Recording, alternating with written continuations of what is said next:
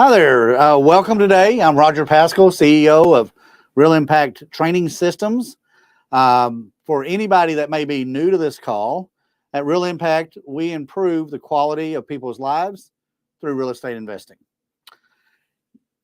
Through several locations that we have throughout Texas and Oklahoma, Real Impact, we're going to provide you as a real estate investor with networking and educational meetings. Our locations are franchises owned and operated by seasoned investors who we call Real Impact Master Trainers. In short, when you hear IMT, that's a Real Impact Master Trainer, a franchise owner. In addition to our monthly meetings and workshops, our IMTs also offer a variety of mentoring programs that can be that can help you no matter where you are on your personal real estate journey. If you're interested in learning more about our training options, please reach out to one of our Impact Master Trainers. You can find the IMT locations and contact information on our realimpacttraining.com website, realimpacttraining.com. Just click on the locations button in the middle of the screen, and you can connect directly to any of our Impact Master Trainers.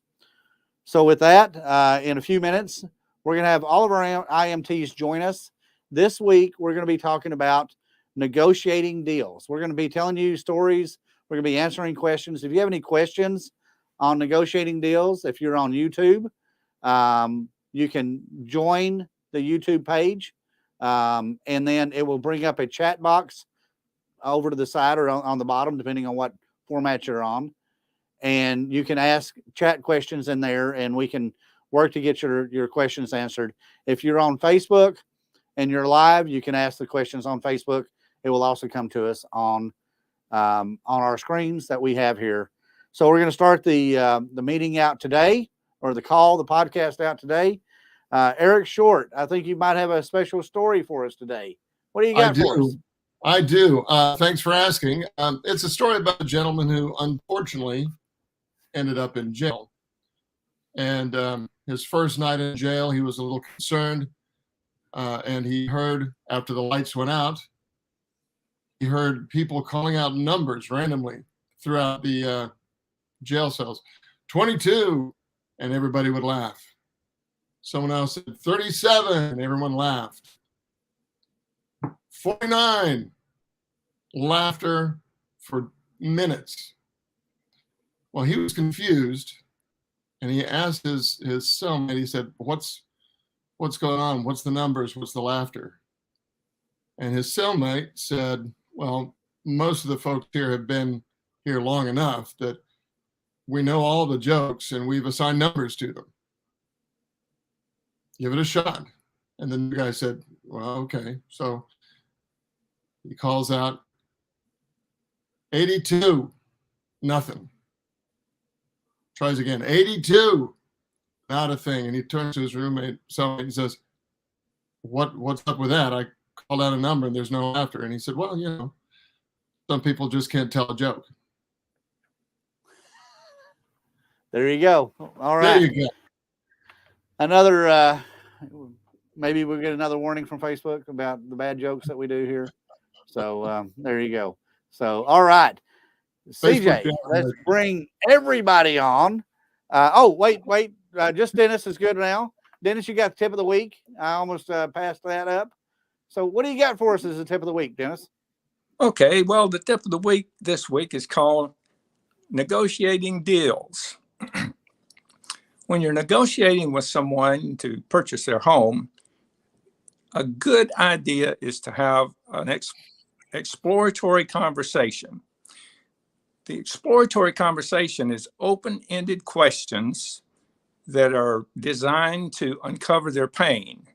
They're selling that home, or they're thinking about selling that property for some reason. And you got to find out what that reason is so that when you're negotiating, you can show them how you can ease their pain or solve their problem. So be sure to take good notes. Now, in our training, we have an exploratory conversation forum, which really works well. If you'd like to have one, you can just send an email to my address, and I'll be happy to send you a copy. That's DennisJHenson@yahoo.com. While you're negotiating, first of all, you want to let them talk most of the time. And while they're talking, when you do say something, you want to assure them that you'll be able to help them solve their problem, or that you'll be able to solve their problem. When you're dealing with a property that you want to purchase, never state your price first. If you state your price first, there's a good chance that the price that you stated may be higher than the one that they were willing to sell the property for. So always let them state their price first, but stay focused on solving their problems. The first cash offer you make should always be a lot less than the amount you're willing to pay. Now, I never lead with a cash offer. I always lead with an option offer so that I can offer them what they're asking, or maybe even a little bit more. Now, this is really important. Be prepared to answer their objections. There are only so many objections in real estate investing. So if you can learn what they all are and already have practiced answering those objections, most of the time the objection is just a cry to ask you to help them understand better how this can help them. I like to use the higher power technique, where I don't have the final decision.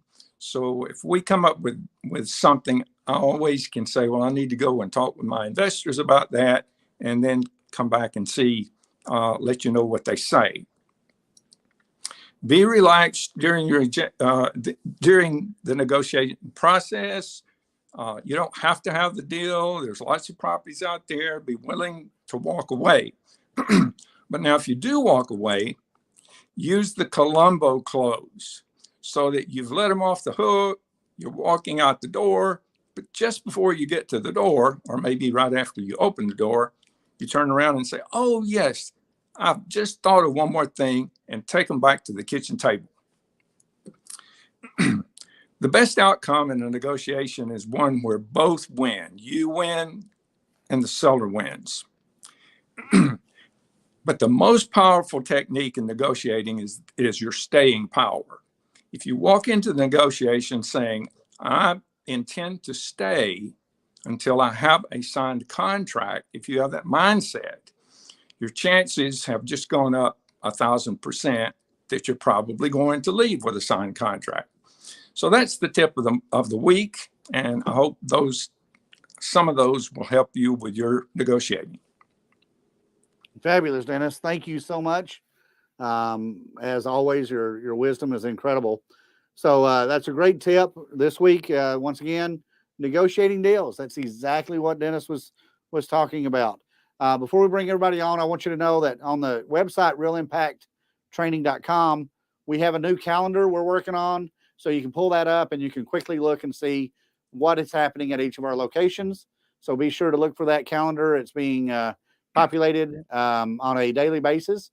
So if you want to learn more about each of our meetings, each of our locations, we talk about different things. We don't have everybody talking about the same thing every month. We're very diverse in what we're talking about. So maybe you might want to learn more about tax sales, or you might want to learn more about negotiations, or you might want to learn more about setting goals or something on that basis.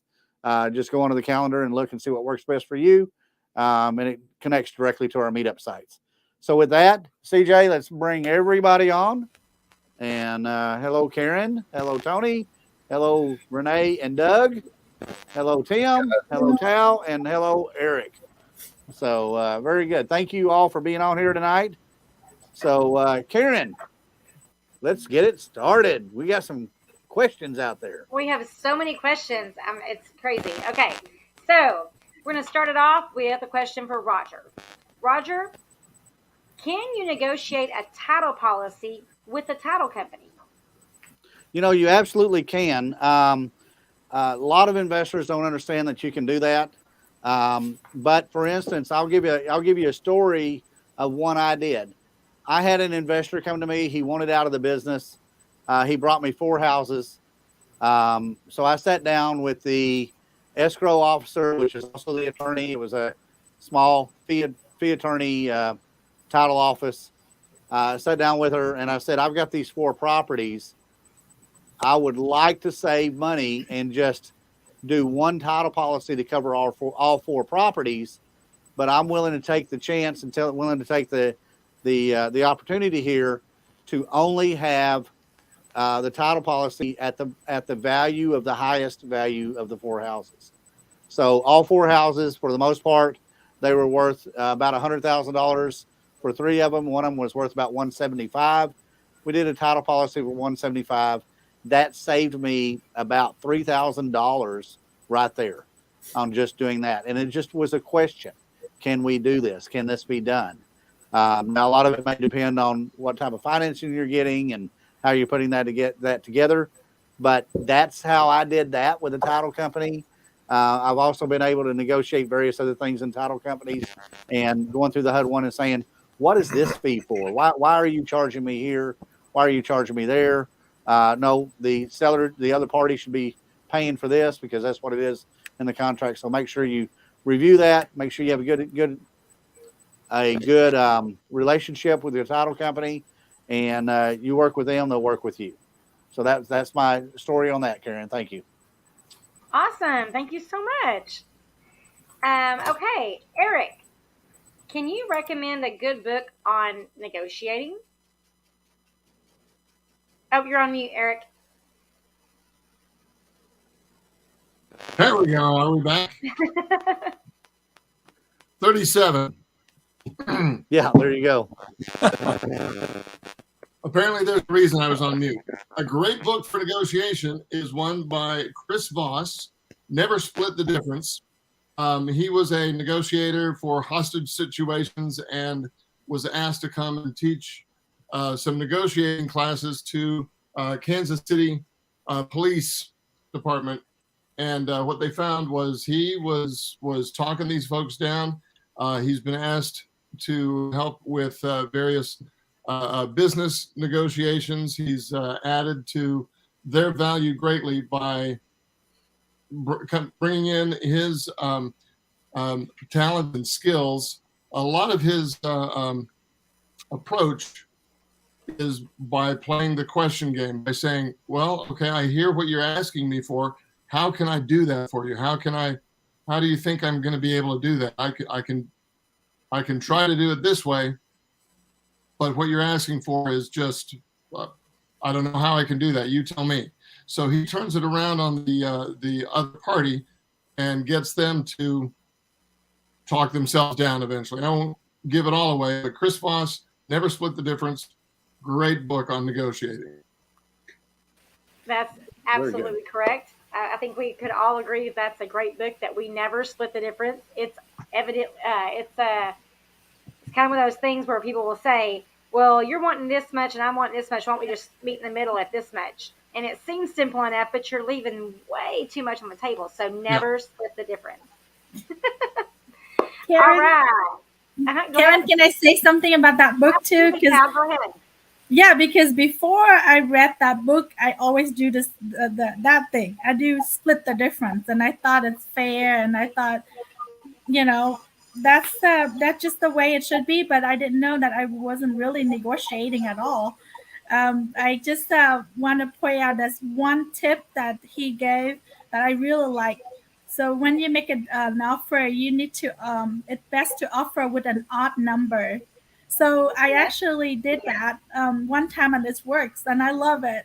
I haven't done it. I kind of forgot about it, and now I remember. So I walk into the house, go through it, and then me and David do some calculation and all, and then we come up with an odd number. And I remember it was $73,136. So it's like an odd number. So, I mean, the seller really appreciated that we give it a lot of thought, and we do a lot of careful calculation and all. And she took the offer.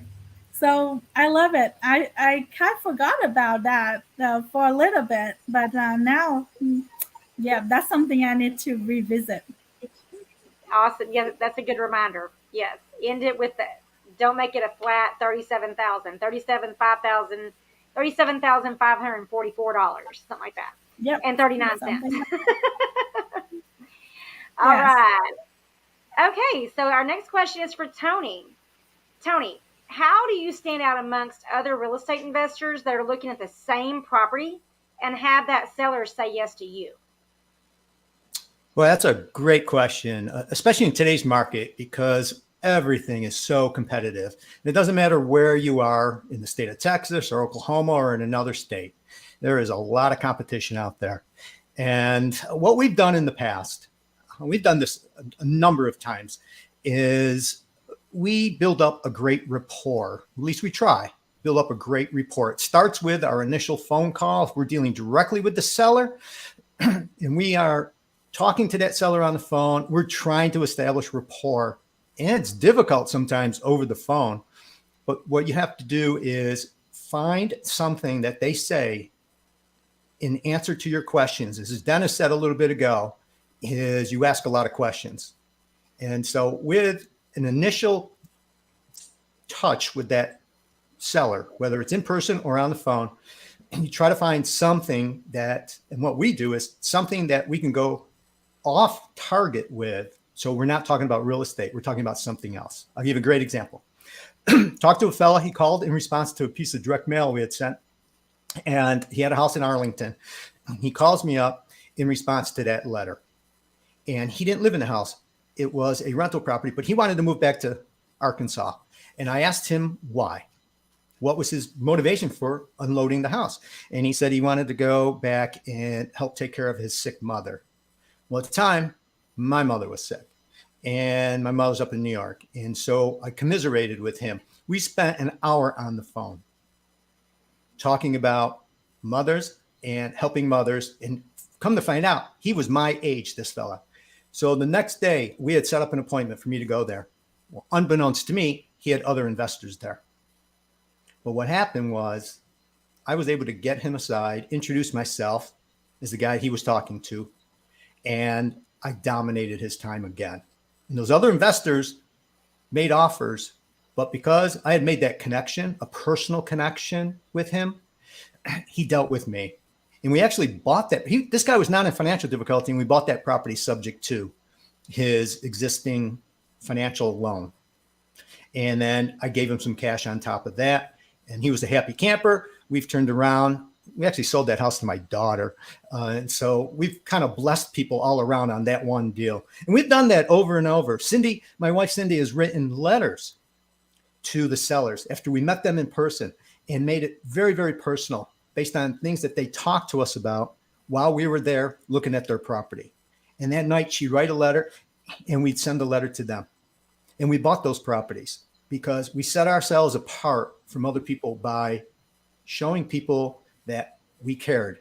Because the reality is, people don't really care how much you know until they know how much you care.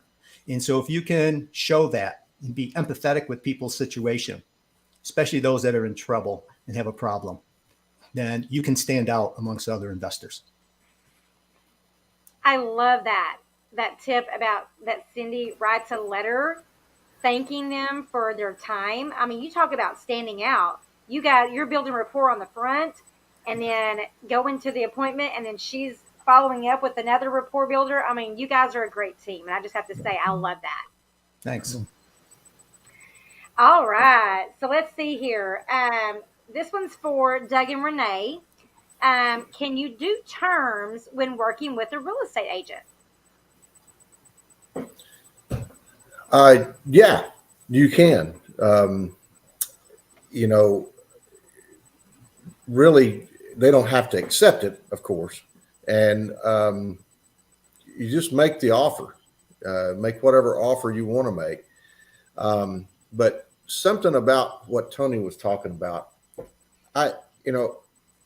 sitting here thinking about all you guys and me and my wife. My wife is the extrovert.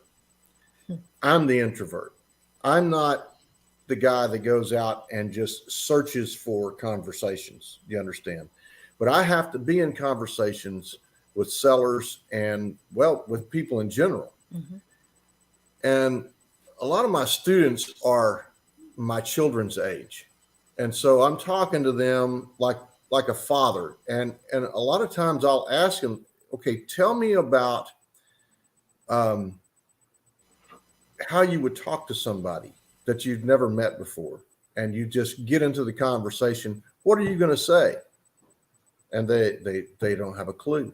They don't know what to do. And I turned around, and what I learned early on in business and in general is a crutch, and it's an acrostic, FORM: family, occupation, recreation, and then the message or money. And man, it changed the way that I was received by people. When before it was like I had nothing to say to you. Now, what I get to do is ask questions. So if I can ask questions and not have to think about what's coming next, because they're going to tell me, they're going to give me the next question. So I ask them about their family. Are you married? Do you have children? You know, you have to get into that. You know, back in college, we were dating. We would ask a girl, "What's your major?" You know, that was a big question, but that was easy because I didn't have to think. We were all there doing the same thing. Yeah, the other day we pulled this question out and we asked Dennis, and he enjoyed answering this question so much. I thought, well, let's get him to answer this one. When we asked for our student, can you do terms when working with a real estate agent? You remember what you said, Dennis?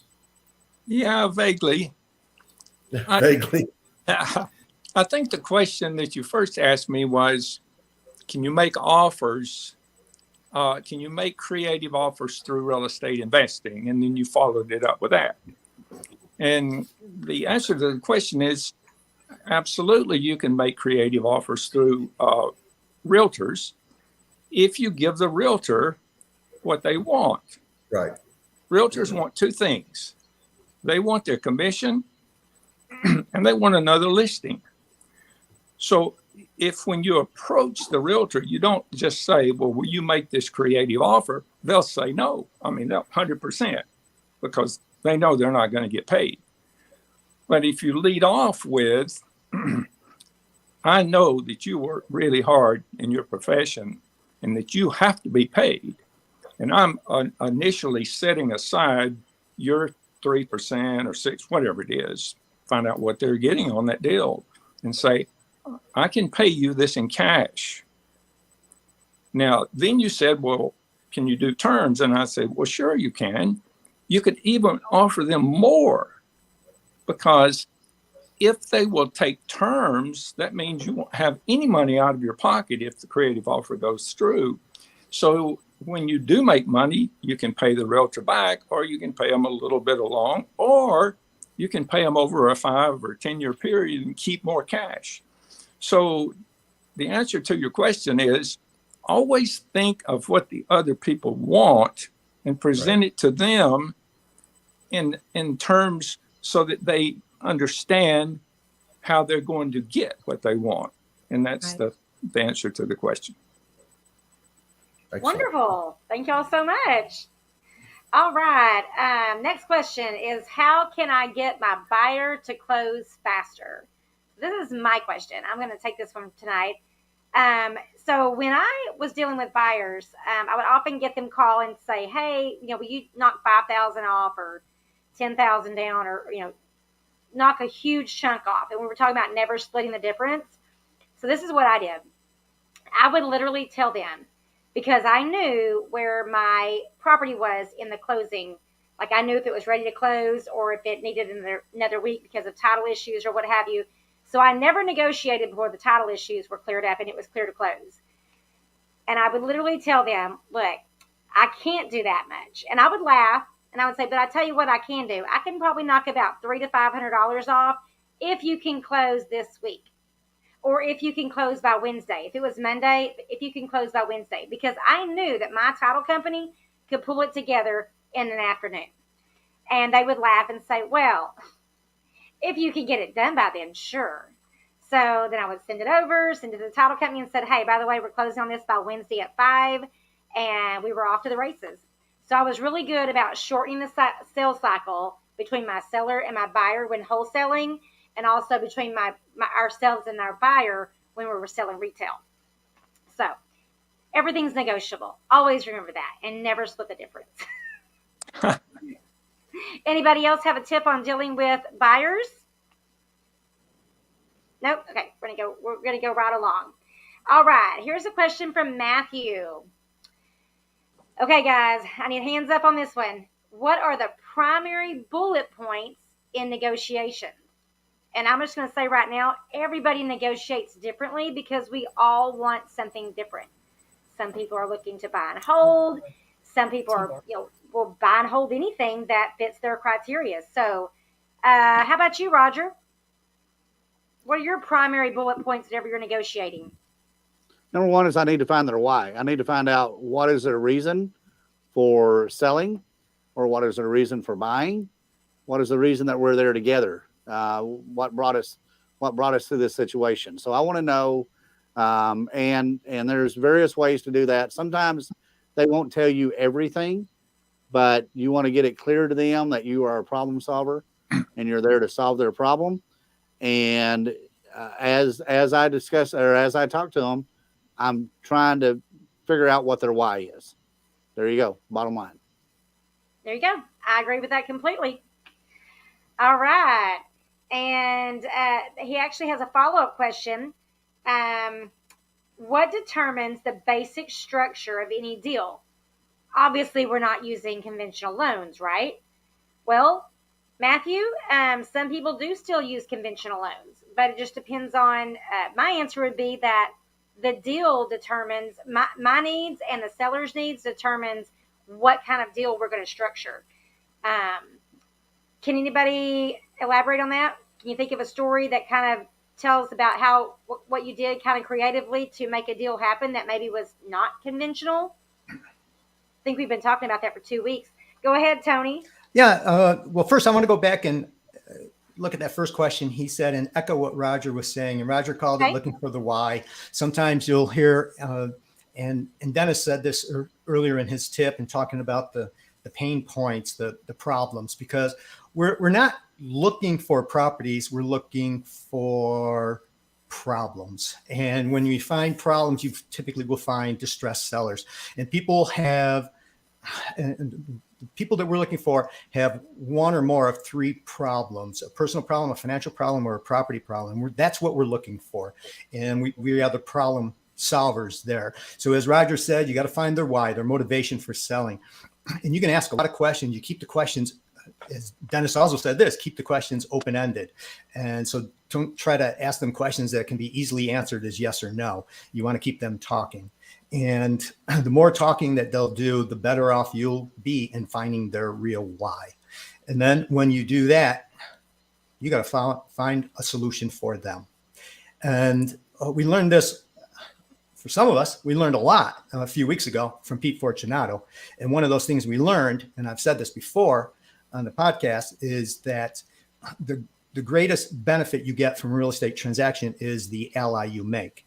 And so by solving someone's problem, you create an ally for you that can then translate into other deals or lead you to other deals down the road.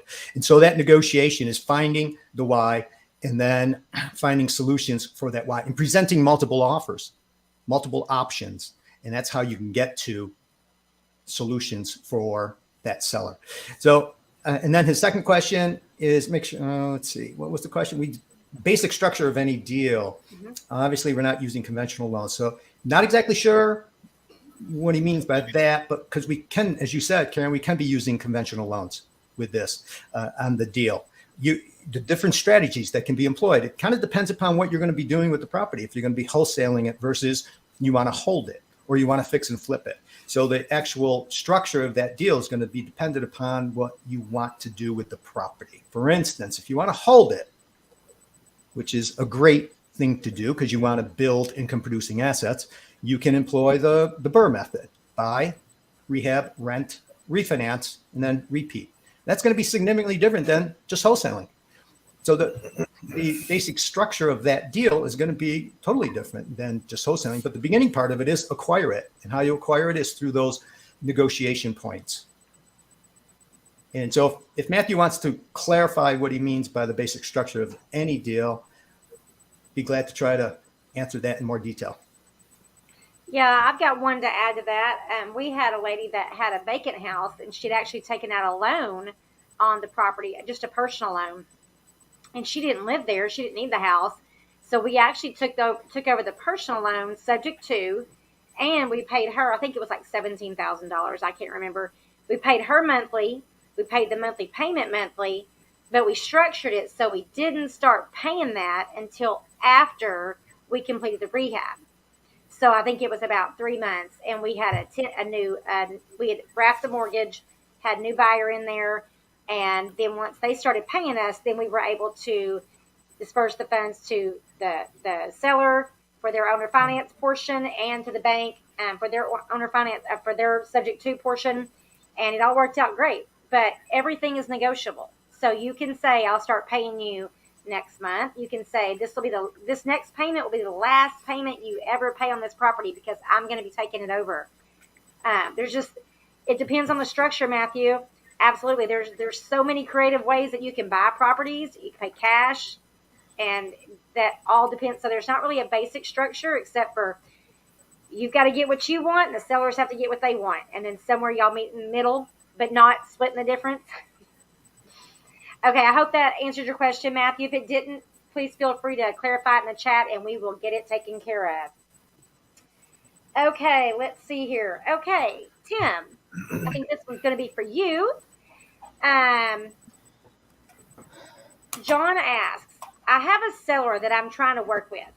This seller has several properties, but he isn't motivated. He's wanting retail price for the properties. How do I get this seller motivated? Okay, well, first, I'd like to say that our job is not to make anybody motivated. Just like Tony said, our job is to find problems and to solve the problems. Right. And in today's market, who wouldn't want all cash with a retail price? I mean, why would that not be their starting point? So I would expect that to be their starting point, and then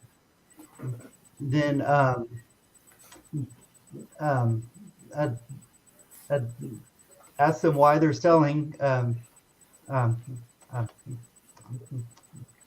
Just like Roger said, and something that I would add is go 3 layers deep. So that's your first question. Why would you want to sell these properties? You know, if they're all great properties and they're all fixed up and they're perfect and the renters are all perfect and paying, why would you want to sell? And then ask, so what would that mean to you if you got that? And then when they answer that question, what would that mean to you? And then ask a follow-up question and say,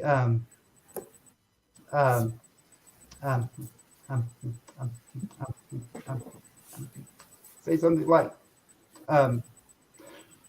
so how would that make you feel when you got blank, whatever it was that they said in the previous answer? And so go 3 layers deep. They may be motivated, and they just don't want to tell you because they read that negotiating book also. Absolutely. Thank you so much, Tim. Dennis?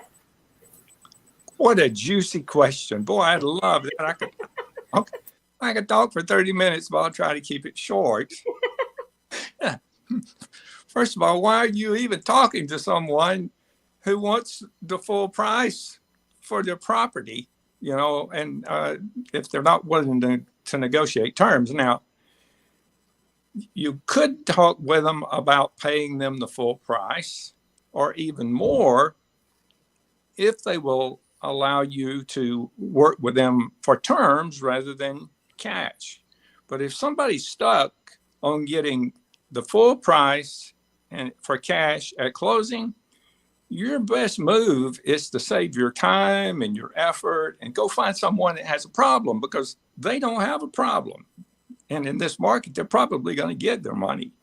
You're much better off finding someone that has a problem where they don't have enough money to fix the property up to get it ready to sell, or they're anxious to sell immediately because they need to go somewhere else. There's thousands of problems. So just go find one of those problems and let the people that don't have a problem, just let them go, because the three things that are important are your health, your time, and your money. And all three of those are in jeopardy dealing with those kind of people. So that's my answer. Short answer. Now, one thing I will add is that, John, if you are really wanting these properties, just continue building your relationship with that seller. Because if he's a landlord, maybe he's wanting to buy some more properties, or maybe he could sell them off to you as they become vacant or as they become a problem. Just, take him out to coffee every quarter or something, or once a month or whatever. Invite him to the local real estate investment group meetings, and just keep yourself in his mind if he ever does decide to sell. I remember I talked to a guy, we were trying to buy this house, and finally I saw someone working on it one day, and I was like, oh my gosh, I want to buy this house. He said, oh, I'm sorry, we just bought it. And I said, I've been trying to buy this house for years. And he said, it doesn't matter. I talked to the seller. He knew the guy. And 15 years ago when he bought the place, he said, if you ever decide to sell, I want to buy it. And the guy, true to form, remembered him 15 years later. So always keep yourself in front of someone that has something that you really want. But like Dennis said, and like Tim said, you cannot make a motivated seller motivated. So go focus your time and energy on one that you can solve a problem for. Okay. Well, I feel like we're getting almost near the end of this program, and we have a doozy, Roger. This one's for you. All right. Landon asks, I've got a sub-2 situation. We have several sub-2s with Wells Fargo, and somehow we've been paying the mortgage twice on one property and not paying the mortgage on the other property. Oh, goodness, I can see how that could happen. For the past 10, and not paying the other one for the past 10 months. Now, Wells Fargo is foreclosing on that one that hasn't been paid. Any ideas other than paying off a loan to get it reinstated? It's not the end of the world if he has to do a lender on it. And of course, the interest rate is 8% instead of 4%. So how can he save this deal? Any advice? Well, the only way I know that he could start with is if he could get with the original note holder, the person he took it over as a subject to, and get him in the negotiations and see if they can do some type of loan mod. That's going to be real difficult because the deed has been moved into your name or your entity's name. But to see if the bank would actually work with you. The bank's goal is not to foreclose. Their goal is to have performing notes out there, and see if there's any way possible that you can get a 3-way call with the seller on there, yourself, and then you take over the conversation once the seller says, I want Landon to be involved in this call. But other than that, at 10 months, they've already started foreclosure. Even if you wrote them a check, they most likely wouldn't take the check without some type of agreement to start with. So in that point, if you do have something set up on another lender on there, that might be worth pursuing on that. But I would actually get with the note holder and see if they can get you on a 3-way call. You've got nothing to lose on that. You got 0 to lose because it's already in this situation. And then try to grovel with the seller to say, hey, okay, we've got a problem here. We have this, and then you need to work on your structure to make sure this doesn't happen again with another one of your properties. I've seen some of the things happen with with people that had been out there with servicing companies. That's why I'm not a big fan of having somebody else make that note payment. And then always make sure that I have access to that mortgage account online so I can look at it and monitor it and make sure that there's not any issues there. So I guess it's obvious you weren't getting mortgage statements on this. You need to change that address to your PO box on all of your sub-twos so you get any notices that come out on this and it doesn't go to the homeowner. So you got a challenge here. It's entertaining for me. I'm not involved in it, but it's going to be interesting, not entertaining, interesting to see how and if you're able to solve this with Wells Fargo. But I would definitely get the other party involved and see if they'll work with you on getting you on a phone call. I don't have any other solutions. Anybody else have anything, Dennis? Dennis? Is that Landon in Houston? Uh-huh. Yes. Okay. I kind of know his situation.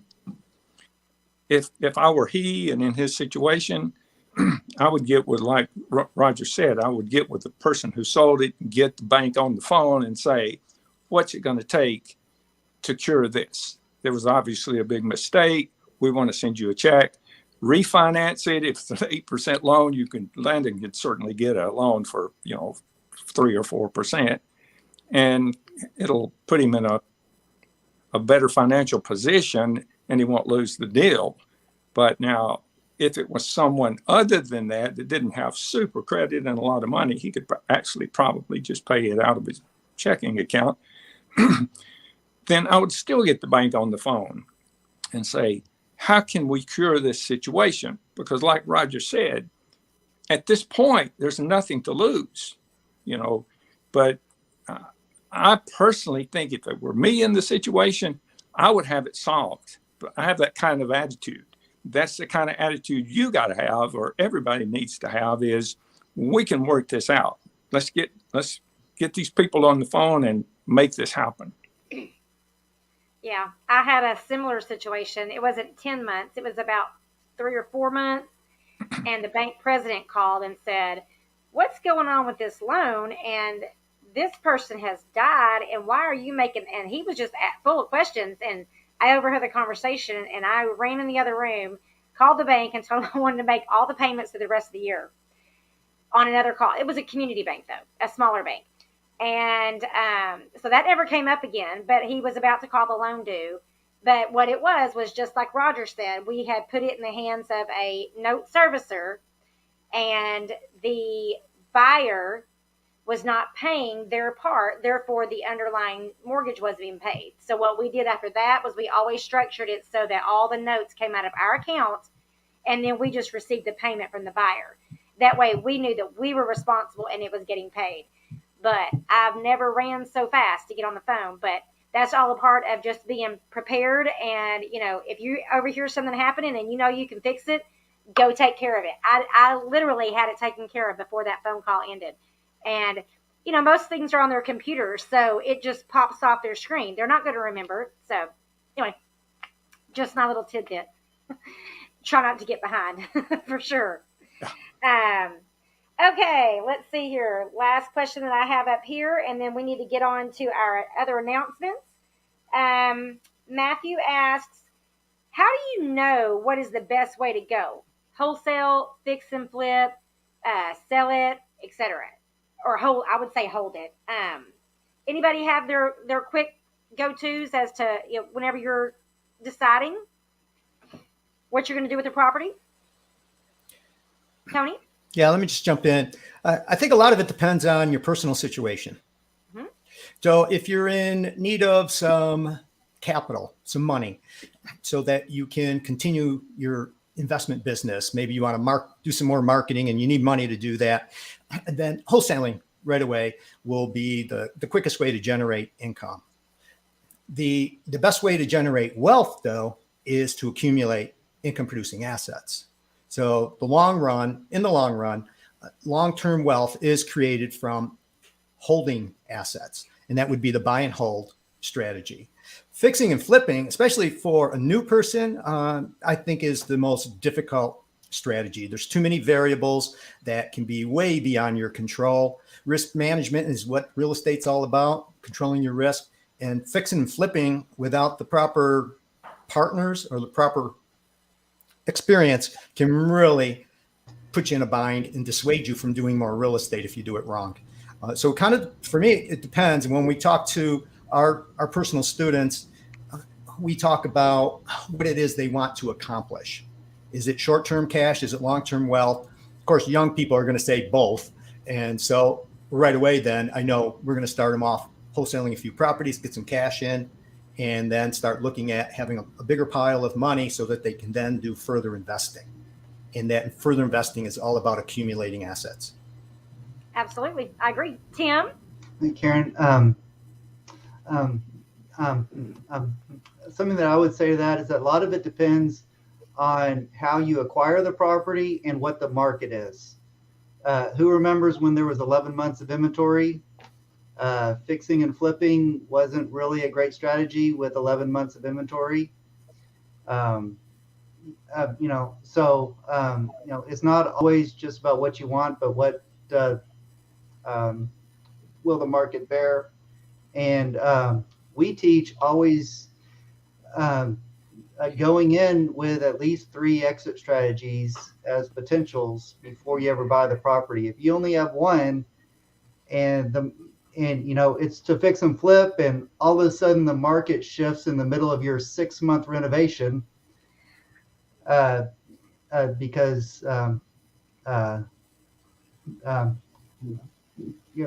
job was bigger than it should have been. And then if that was your only exit strategy and the market shifts, then what are you going to do? So we teach, have 3 exit strategies when you buy the property. And then I'll also say, if you buy the property right, then it really doesn't matter how you exit.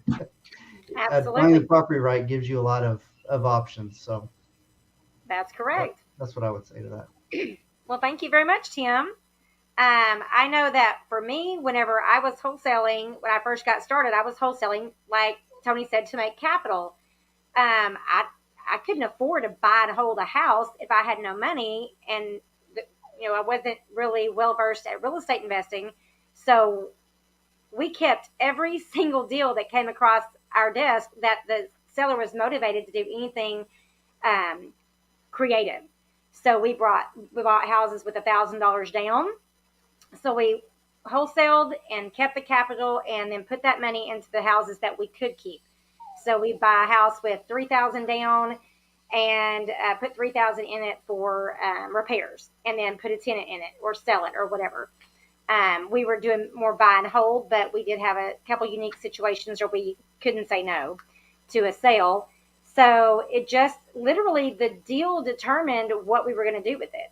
And like Tony and Tim both said, it depends on what you're financially ready for.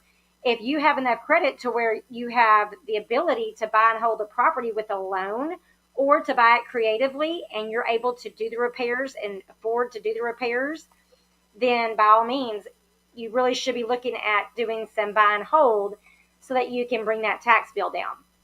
So I like a little bit of balance, or a lot of balance, and that's just my opinion. Anybody else have anything to chime in on that? Dennis? What Tony said was just brilliant. That you're not really an investor unless you're holding these and creating income, cash income. It's a lot of fun to purchase a house and flip it and make a big check until tax time comes, when you have to give half of it back to the government. But the real answer to the question is this: if you were Pete Fortunato, you wouldn't have to wonder what to do with the property. You'd already know.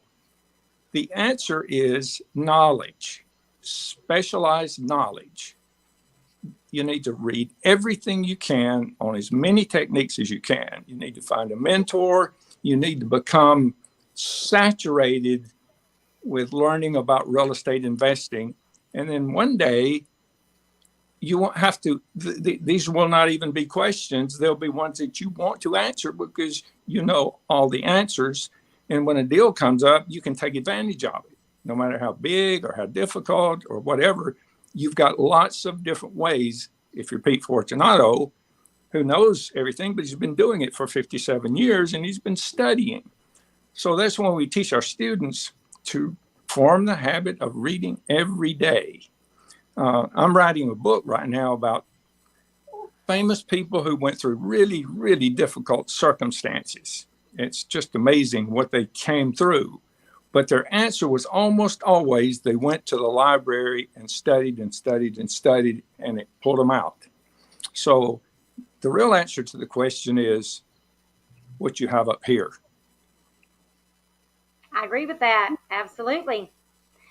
All right. Well, I do want to throw out a plug real quick.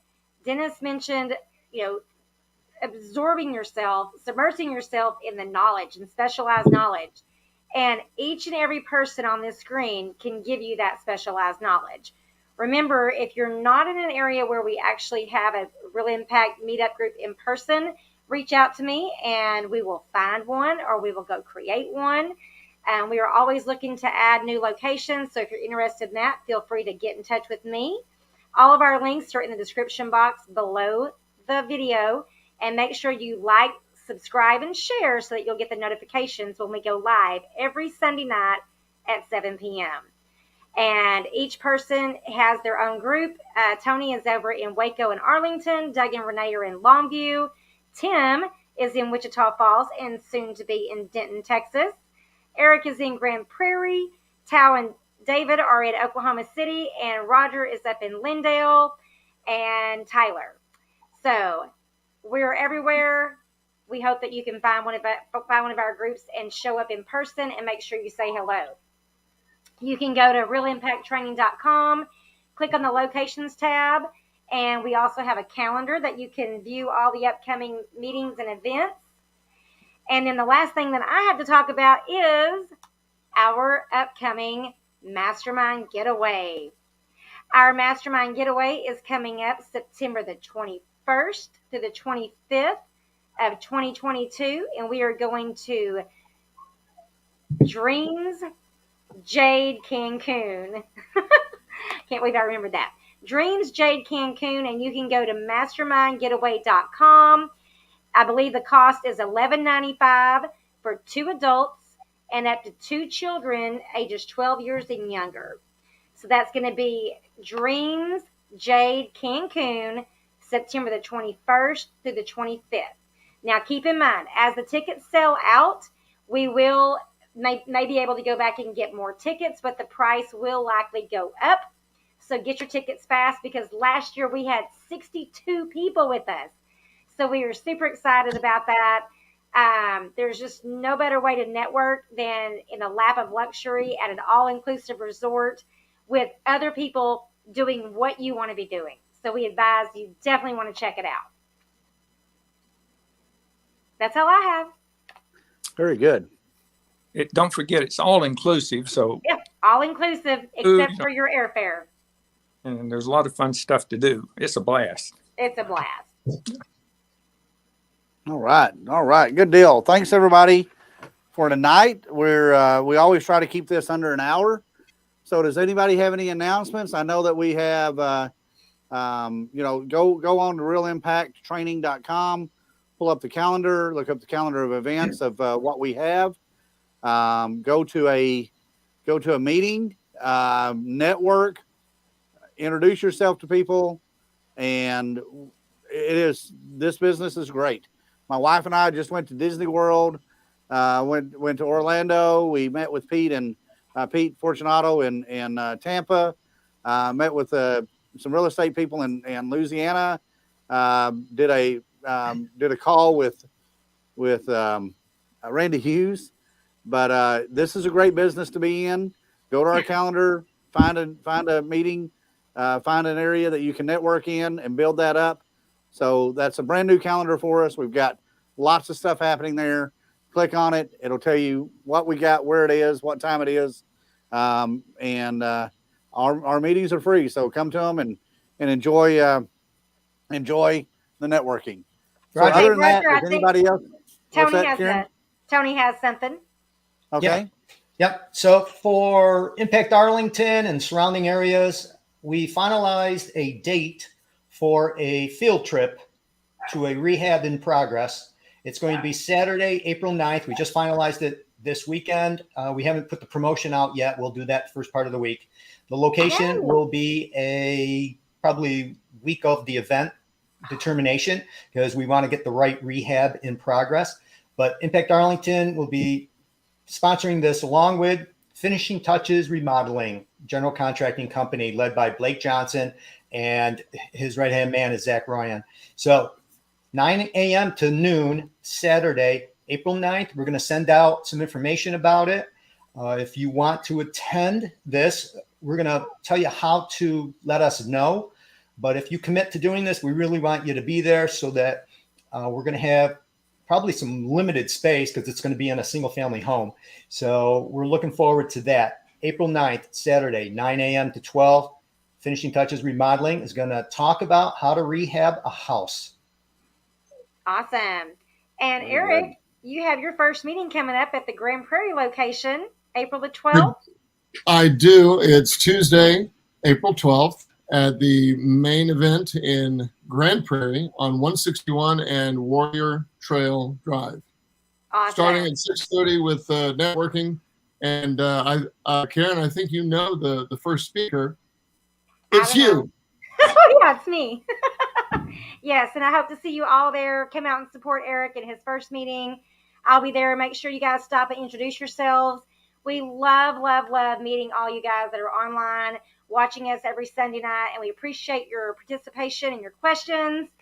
Anybody else? Dennis? What's the topic? What are you going to be speaking about? Goal setting, of course.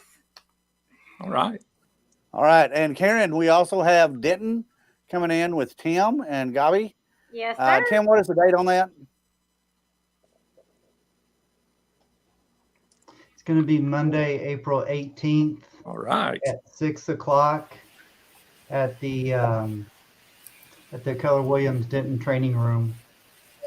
Awesome. All right. And our subject is the 7 secrets of real estate investing, correct? Real estate investing, yes. The Real Impact Dennis Henson 7 secrets. So that's what we got going.